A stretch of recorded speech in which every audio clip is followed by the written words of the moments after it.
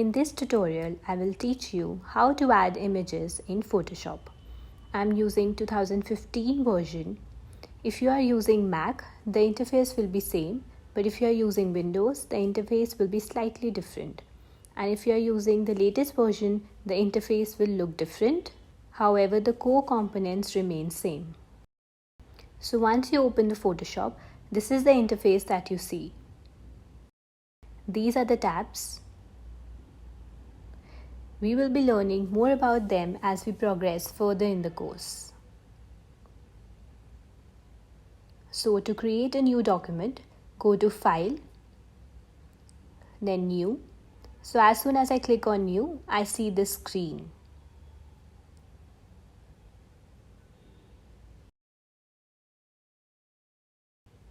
Over here are certain tabs that we can use.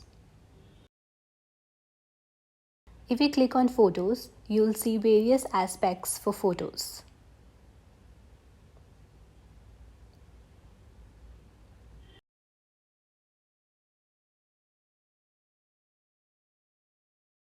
If you are creating something for the web, then you have the suggested sizes for the web. And similarly, the mobile layouts are suggested over here. The good thing is that the creatives give you the segregation based on the models. And if you're creating something for the film, then the aspects are listed over here. I'm going to click on this US paper and choose letter. This gives me A4 size document. You can also change the width and height of the document or convert it into pixels or centimeters or pixels. I'll keep it at inches. The resolution is 300 pixels per inch, which is very decent size. The higher the resolution, the better the print quality. Color mode is RGB 8-bit.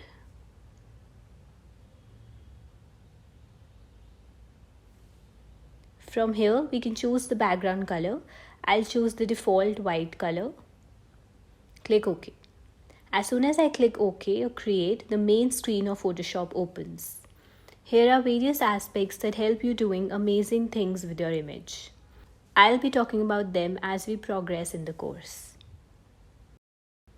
Alright, so this is the main work area where images or assets would be shown.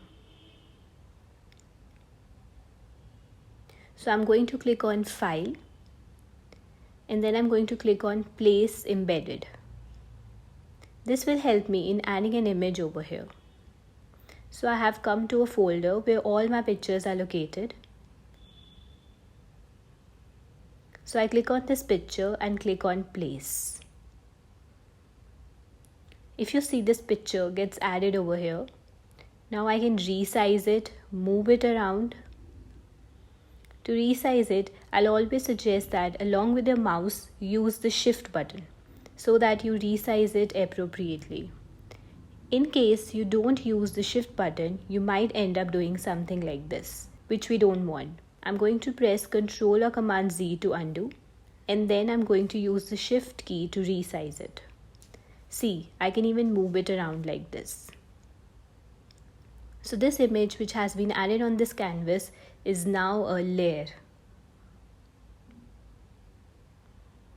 You will be hearing this word layer a lot in this course. This is one layer, this white one, and this image is also a layer. We can go ahead and add another image by clicking on Place Embedded.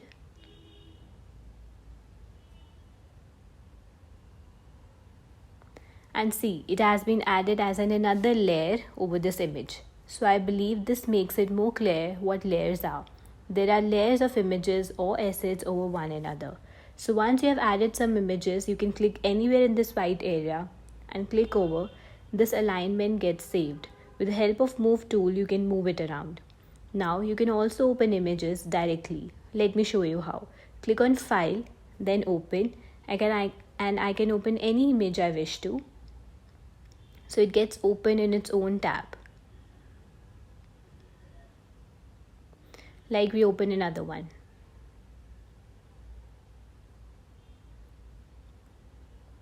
See, Now we have 3 tabs.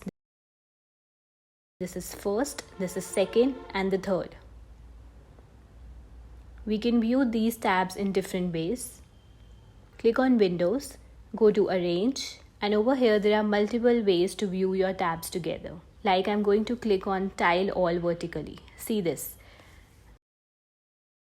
I'm going to Windows again, and I can do something like this. 3 up stacked. If I want to go back to the original, I'll go to Windows, click Arrange, and then select Consolidate All Layers.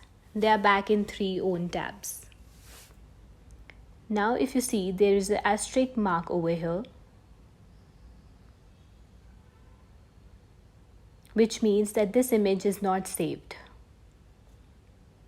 There are certain changes that have been made that needed to be saved. So I'm going to do that. I'll go to File, then Save As, and I give it a name.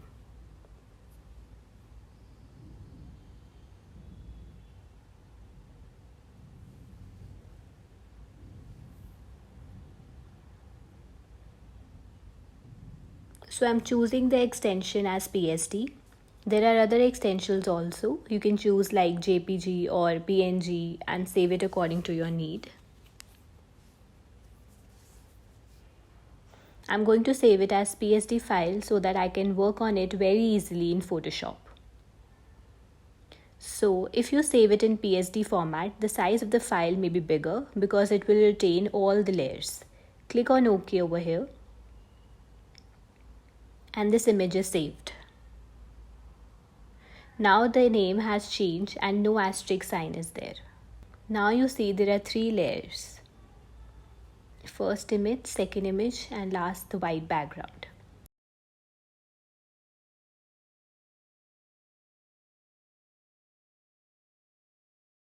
If you want to save this image, I'll go to File, click on Save As, and then I'll save it as this name.